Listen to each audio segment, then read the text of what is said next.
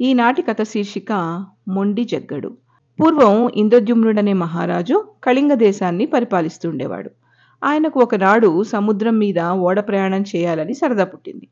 రాజు తలుచుకుంటే కొదువేమిటి? వెంటనే హంసరూపంలో ఒక అందమైన ఓడ తయారైంది.